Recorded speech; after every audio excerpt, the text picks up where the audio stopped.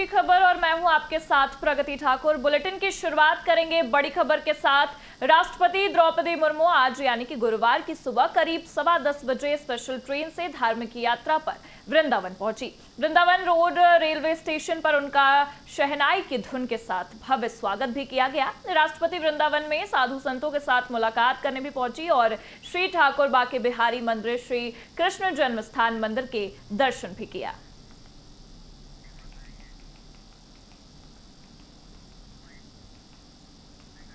रुक करते हैं अगली खबर का। ग्रेटर नोएडा के India expo centre and mart में यूपी इंटरनेशनल ट्रेड शो का आज से आगाज हो गया है। ग्रेटर नोएडा में हो रहे इस ट्रेड शो में प्रदेश के उद्यमियों को वैश्विक मंच मिलेगा। पीएम नरेंद्र मोदी ने यूपी इंटरनेशनल ट्रेड शो का आज उद्घाटन किया। उनके साथ सीएम योगी आदित्यनाथ भी मौजूद रहे। प्रधानमंत्री नरेंद्र मोदी ने ये कहा कि मुझे खुशी है कि 2200 से ज्यादा प्रदर्शक यहां अपने उत्पादों और सेवाओं का प्रदर्शन कर रहे हैं। इस व्यापार मेले का कंट्री पार्टनर रूस है, यानी इस व्यापार मेले में हम एक समय परीक्षित साझेदारी को और मजबूत कर रहे हैं। मैं मुख्यमंत्री योगी आदित्यनाथ और सरकार के सभी सहयोगियों को बधाई देता हूं। आज अंत्योदय के प्रणेता सरदेव पंडित दीनदयाल उपाध्याय जी की पावन जयंती भी है। उन्होंने अंतिम पायदान पर बैठे हुए व्यक्ति के बारे में आज से 70 वर्ष पहले एक नया चिंतन दिया था और अंत्योदय को राष्ट्रोदय में बदलने का आदरणीय प्रधानमंत्री जी की प्रेरणा से ये यूपी इंटरनेशनल ट्रेड शो एक विशिष्ट अवसर है। ये विशिष्ट अवसर केवल एक ट्रेड शो का नहीं बल्कि वर्तमान की उन आर्थिक चुनौतियों का सामना करने के साथ ही आत्मनिर्भर भारत के स्वदेशी मॉडल का और make in India, make for the world के उस प्रधानमंत्री जी के विजन का एक स्वरूप है, जिसका आज उद्घाटन करने के लिए स्वयं आदरणीय प्रधानमंत्री जी आज इस समारोह में पधारे हैं। मैं इस यूपी इंटरनेशनल ट्रेड शो आयोजन समिति की ओर से इस पूरे समारोह में उनका हृदय से स्वागत करता हूं। मुझे खुशी है कि यहां 2200 से अधिक एग्जीबिटर्स अपने प्रोडक्ट्स और सर्विसेज का प्रदर्शन कर रहे हैं। इस बार ट्रेड शो का कंट्री पार्टनर रूस है, यानी इस ट्रेड शो में हम एक टाइम टेस्टेड पार्टनरशिप को और भी मजबूत कर रहे हैं। मैं मुख्यमंत्री योगी जी को, सरकार के अन्य सभी साथियों को, स्टेक होल्डर्स को इस आयोजन के लिए बहुत बहुत बधाई देता हूं। आज देश भर में पंडित दीनदयाल उपाध्याय की जयंती मनाई जा रही है। इस अवसर पर पीएम मोदी की अपील के बाद देश भर में स्वच्छता अभियान, स्वच्छता ही सेवा के तहत विभिन्न नेताओं और केंद्रीय मंत्रियों ने साफ सफाई के कार्यक्रमों में भी भाग लिया। इस स्वच्छता अभियान में पंजाब के राज्यपाल गुलाब चंद कटारिया ने भी भाग लिया। पंजाब के राज्यपाल ने कहा, हमने यहाँ रक्तदान शिविर का आयोजन किया और लोगों को स्वच्छता अभियान से जोड़ने का भी प्रयास कर रहे हैं। मेरा सौभाग्य है कि हम पंडित दीनदयाल उपाध्याय की जयंती के अवसर पर स्वच्छता अभियान में भाग ले रहे हैं।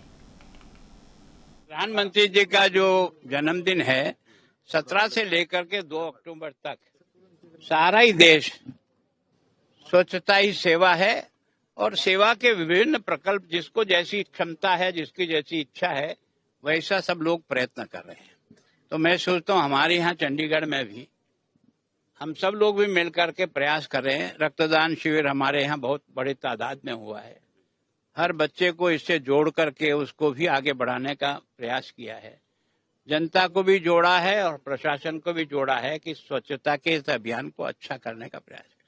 आज मेरा भी सौभाग्य है कि पंडित दीनदयाल जी उपाध्याय, जिनको हमने बचपन से पढ़ा, समझा और जीवन देखा था, एक ऐसा व्यक्ति अलौकिक जिसने अपने जीवन को देश के लिए जिया, जनता के लिए जिया, स्वयं न कोई MP बना, न कोई MLA बना, न कोई पद पे लिया, उसके बाद भी अपने जीवन की श्रेष्ठता और गुणों के कारण से अपने जैसे हजारों कार्यकर्ताओं को खड़ा किया।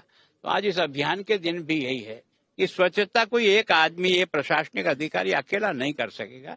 सारी जनता ये समझेगी कि स्वच्छता का अभियान मेरा अभियान है और सोच करके प्रयास करेगी तो सफलता अच्छी से अच्छी मिलेगी। रुक करेंगे अगली खबर का। पंडित दीनदयाल उपाध्याय की जयंती के अवसर पर स्वच्छता ही सेवा अभियान के तहत आज पूरे देश भर में व्यापक स्वच्छता श्रमदान कार्यक्रम आयोजित किए गए। कार्यक्रम में केंद्रीय मंत्री मनोहर लाल खट्टर ने चंडीगढ़ में अभियान में भाग लेते हुए सफाई कार्य भी किया और लोगों को स्वच्छता के प्रति जागरूक भी किया। केंद्रीय मंत्री मनोहर लाल खट्टर ने कहा कि आज देश में लगभग हर व्यक्ति ने स्वच्छता को अपने जीवन का हिस्सा बना लिया है। लोग स्वच्छता के प्रति जागरूक भी हुए हैं और इसी का परिणाम है कि पिछले 10 वर्षों से लगातार हमारे गांव और शहर ODF+ हो रहे हैं। प्रधानमंत्री मोदी के आह्वान पर आज पंडित दीनदयाल उपाध्याय की जयंती के अवसर पर आज हम स्वच्छता के प्रति समर्पण के रूप में इस कार्यक्रम के तहत एक दिन 1 घंटा एक साथ आए हैं। हमारा विभाग स्वच्छ भारत मिशन के लक्ष्य को प्राप्त करने के लिए पूरे वर्ष काम करता है। सराहना करता हूं अपने प्रधानमंत्री जी की कि देश को आज़ाद कराने में महात्मा गांधी जी की भूमिका थी। दूसरा, उन्होंने आह्वान किया था कि हमको गंदगी से स्वच्छता लाना है तो गंदगी से भी आज़ादी प्राप्त करनी है। वो बात गांधी जी के बाद किसी ने उसको नहीं चलाया। मोदी जी ने उस विषय को आगे बढ़ाने में पहल की। तो इस पहल का इतना असर हुआ है कि आज देश में प्राय हर व्यक्ति स्वच्छता को अपने स्वभाव में ले आया है और लोग स्वच्छता के प्रति अब बहुत ही जागरूक हो गए हैं। और उस जागरूकता का परिणाम ये है कि लगातार 10 वर्षों में हमारे गांव, हमारे शहर ODF+ हुए, ODF++ हुए और अब वाटर+ ये भी हो रहे हैं, ताकि पानी का भी हम सारा जो उपयोग है पानी की उसको भी प्रोसेसिंग करें। किसी प्रकार की जो गंदगी है उससे दूर हट करके स्वच्छता के संस्कार को आगे लाना। अब आज मैं कह सकता हूं कि अब लोगों का स्वच्छता ही कर्म है, स्वच्छता ही धर्म है। मोदी जी के आह्वान पर आज का दिन पंडित दीनदयाल जी उपाध्याय जी की जयंती है। सारे देश भर में स्वच्छता के प्रति हम समर्पण के नाते से एक दिन 1 घंटा एक साथ इस कार्यक्रम के अंतर्गत ये आह्वान किया है। तो आज करोड़ों लोग इस काम में लगे हैं और आज स्वच्छता के इस स्वरूप को कैसे नए प्रकार से लिया जाए।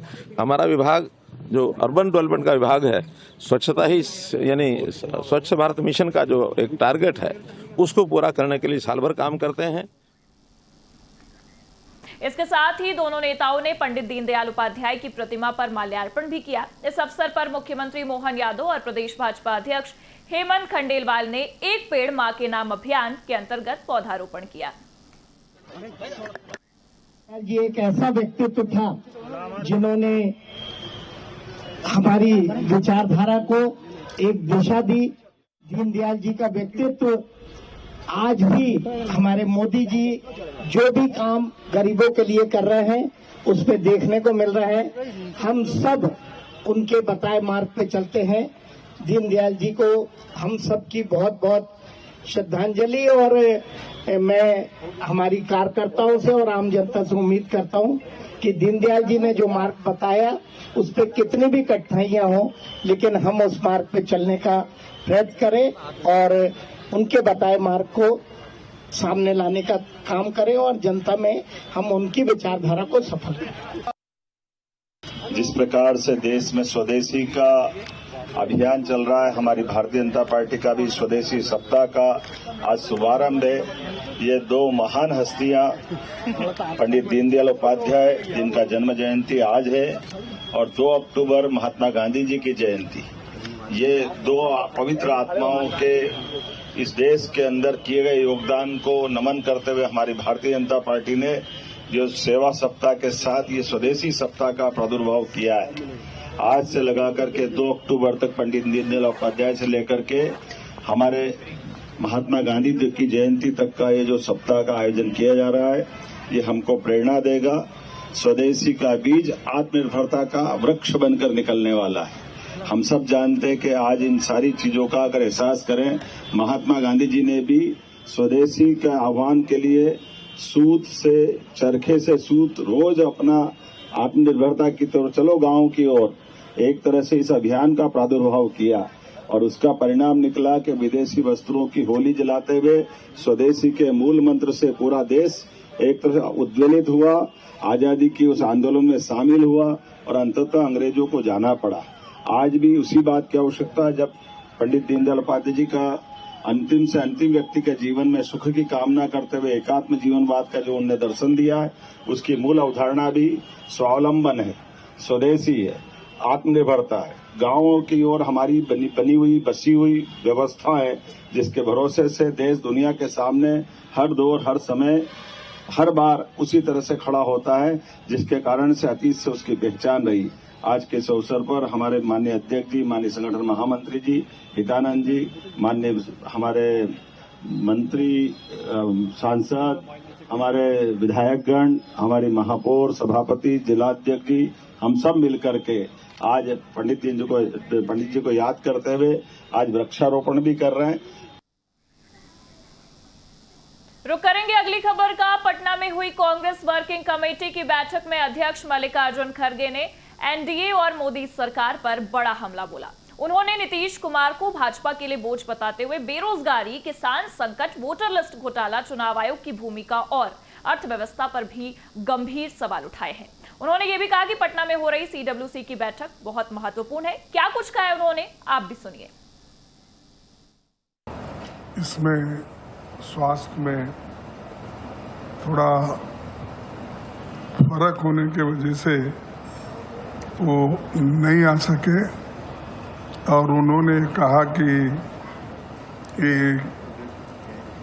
सीडब्ल्यूसी मीटिंग सक्सेसफुल हो, परिणामकारी हो, इसीलिए उन्होंने अपने गुड विशेस भेजा है और इसीलिए हम लोग उनको आज देख नहीं पाए। तो आज की सभा में हमारे leader of parliament Rahul Gandhi जी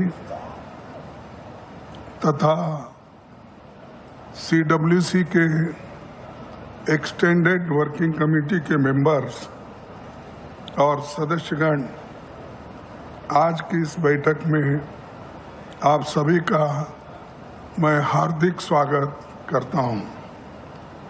सदाकत आश्रम स्वाधीनता आंदोलन का केंद्र बिंदु था। 1921 में स्थापित कांग्रेस का ये ऐतिहासिक दफ्तर कांग्रेस पार्टी के अनेकों महान नेताओं की कर्मस्थल रहा है। वो बोले कि वोटर लिस्ट ठीक नहीं है, तो हम खड़गे जी से पूछना चाहते हैं 2024 के चुनाव में आपके कांग्रेस के इतने लोग जीते कौन सी लिस्ट से थे? ये क्या बोल रहे हैं, यही समझ में नहीं आ रहा है। वो एक इतनी बड़ी पुरानी पार्टी के राष्ट्रीय अध्यक्ष हैं, सोच समझ कर बोलना चाहिए ना। वो वोटर लिस्ट को ही खराब बता रहे थे और चुनाव आयोग जैसी संस्था पे झूठे आरोप लगा रहे थे। अभी राहुल गांधी जी के नेतृत्व में जो कांग्रेस का नेतृत्व चल रहा है, उनका मन रहता है नरेंद्र मोदी जी की आलोचना करो, जो हमारी भारत की अच्छी संस्थाएं हैं, जो अच्छा काम कर रही हैं, उनको बदनाम करो। ये चलने वाला नहीं है। देश जान चुका है कि राहुल गांधी जी का भाव क्या है। वो षड्यंत्र करके इस देश में अशांति फैलाना चाहते हैं, जो होगा नहीं। फिलहाल के लिए इस बुलेटिन में इतना ही। देश दुनिया की तमाम बड़ी खबरों के लिए आप देखते रहिए आज की खबर।